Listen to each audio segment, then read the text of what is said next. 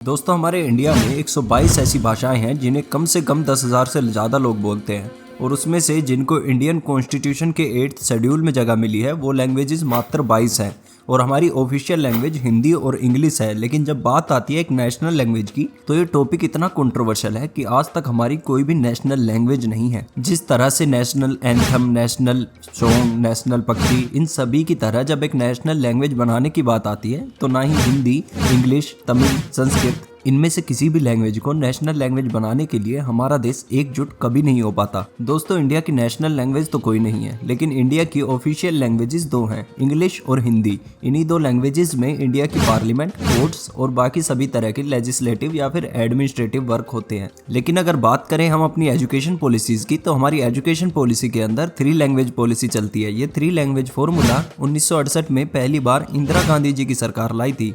इस 3 language formula के अंदर जो हिंदी स्पीकिंग स्टेट्स हैं जैसे कि मध्य प्रदेश और यूपी, उनके अंदर हिंदी, इंग्लिश और एक मॉडर्न इंडियन लैंग्वेज को पढ़ाया जाना चाहिए। वहीं जो नॉन हिंदी स्पीकिंग स्टेट्स हैं जैसे कि तमिलनाडु, उनके अंदर इंग्लिश, हिंदी और एक इंडियन लैंग्वेज पढ़ाई जानी चाहिए।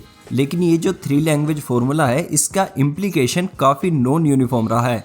जैसे कि तमिलनाडु ने 3 लैंग्वेज फॉर्मूला की जगह 2 लैंग्वेज फॉर्मूला को इम्प्लीमेंट किया अपने स्टेट में, जहाँ पर उनका मानना था कि जब हिंदी भाषा से हमारी पूरे स्टेट में कोई परिचित ही नहीं है तो हम हिंदी भाषा लोगों पर इम्पोज क्यों करें।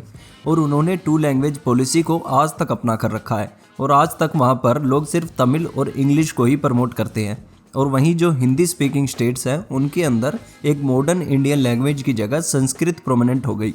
और हिंदी स्पीकिंग स्टेट्स वाले लोगों का या फिर जो हिंदी को नेशनल लैंग्वेज बनाने के सपोर्ट में है, उन लोगों का हमेशा एक ही तर्क होता है कि इससे पूरे देश में यूनिफॉर्मिटी बढ़ेगी। पूरे देश में एक लैंग्वेज का ऐसा होना जिसमें सभी बातचीत कर सके, जिसमें सभी परिचित हों, उससे लोग एक दूसरे के और करीब आएंगे। वही इसका विरोध करने वाले लोग ये मानते हैं कि ये एक कल्चर को दूसरे कल्चर पर थोपना होगा। इसको एक केस स्टडी या फिर एक एग्जाम्पल से समझते हैं। दोस्तों ये एग्जाम्पल होगा सिंगापुर का, क्योंकि सिंगापुर के भाषा को लेकर विचार कहीं ना कहीं काफ़ी हद तक तमिलनाडु जैसे ही हैं। दोस्तों सिंगापुर के जो लीडर थे ली कुआन यू, जिनको मॉडर्न सिंगापुर का आर्किटेक्ट भी कहा जाता है, उन्होंने सिंगापुर ने जितनी भी इकोनॉमिकली या फिर एज अ नेशन जितनी भी डेवलपमेंट की है उसका बहुत बड़ा श्रेय अपनी 2 लैंग्वेज पॉलिसी को दिया था। सिंगापुर के लीडर शिंगुएन की पॉलिसी ये थी कि वहाँ पर वो लोग इंग्लिश और एक रीजनल भाषा जो कि कुछ भी आप पढ़ाना चाहें उसको प्रमोट करेंगे, जबकि सिंगापुर में 70% से भी ज़्यादा लोग चाइनीज़ लैंग्वेज बोलने वाले थे। और एक ऐसे देश में ऐसी चीज़ इम्प्लीमेंट करना एक काफ़ी बोल्ड स्टेप था, लेकिन उनका ये बोल्ड स्टेप काफ़ी सक्सेसफुल हुआ। और इसी तरह का मानना तमिलनाडु के फर्स्ट चीफ मिनिस्टर, जब से मद्रास से उसका नाम तमिलनाडु हुआ, he was the first chief minister CN Annadurai, उनका भी यही मानना था कि एक मल्टीलिंगुअल सोसाइटी में जहाँ इतनी डाइवर्सिटी हो, काफ़ी अलग अलग मल्टी कल्चर के लोग रहते हो, he believed that the national language should be equidistant to all the members of a multilingual society। यानी कि हर धर्म, पंथ या जाति से नेशनल लैंग्वेज का कोई कनेक्शन नहीं होना चाहिए। यानी कि इनडायरेक्टली उनका ये मानना था कि हमें तमिल, संस्कृत या हिंदी को छोड़कर इंग्लिश को नेशनल लैंग्वेज बना देना चाहिए। और उसके साथ साथ आप इन सभी भाषाओं को अपने लोकल लेवल पर अपने अपने प्रोविंस में पढ़ा सकते हैं।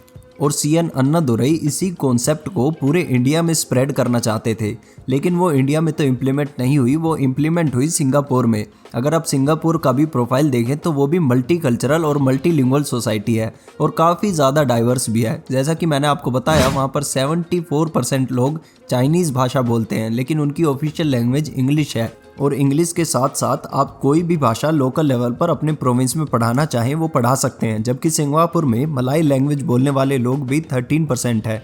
और जबकि इंडिया में आज भी 50% भी ऐसे लोग नहीं हैं जो हिंदी भाषा बोलते हों। और अगर हम डेवलपमेंट के क्षेत्र में अगर थोड़ा सा कंपैरिजन करें तो तमिलनाडु ने भी अन्य राज्यों के कंपैरिजन में काफ़ी डिसेंट प्रोग्रेस की है, बजाय इसके कि तमिलनाडु के पास ट्रेड डेवलपमेंट करने के इतने ऑप्शंस नहीं थे जैसे कि गुजरात या फिर महाराष्ट्र में मुंबई के पास ट्रेड डेवलप करने का काफ़ी प्लस पॉइंट मिलता है। इसके अलावा अगर आप तमिलनाडु की पानी के रिसोर्सेज देखें तो वो भी काफ़ी कम है। पंजाब जैसे राज्यों के कंपैरिजन में वहाँ की ज़मीन काफ़ी कम उपजाऊ है।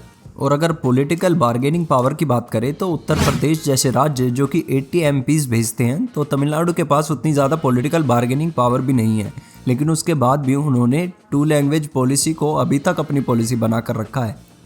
और ये सब कंपैरिजन करने का ये मकसद नहीं है कि मैं तमिलनाडु को सिंगापुर के बराबर कह रहा हूँ या फिर सिंगापुर और तमिलनाडु या हिंदुस्तान के बाकी सभी लोगों को किसी चीनी या सिंगापुर के लोगों के साथ कंपेयर करना चाहता हूँ।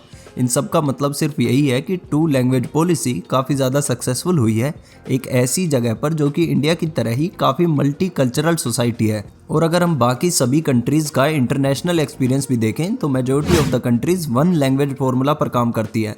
इस फार्मूला में प्राइमरी स्कूल तक सभी लोगों को अपनी मदर टंग में ही पढ़ाया जाता है एंड आफ्टर प्राइमरी स्कूल वहाँ पर एक और लैंग्वेज चूज़ करने की ऑप्शन प्रोवाइड कर दी जाती है, जिससे स्कूल्स के अंदर इम्पोजिशन का इतना ज़्यादा इंपॉर्टेंस नहीं जितना वॉलंटरी लर्निंग का इतना ज़्यादा इंपॉर्टेंस बन जाता है। तो ये सब जानने के बाद 3 लैंग्वेज फार्मूला या 2 लैंग्वेज फार्मूला कौन सा फार्मूला इंडिया के लिए ज़्यादा बढ़िया रहेगा, ये कमेंट सेक्शन में आप मुझे बताइए। अगर वीडियो पसंद आई हो तो वीडियो को लाइक और चैनल को सब्सक्राइब जरूर करके जाइएगा। जय हिंद, जय भारत।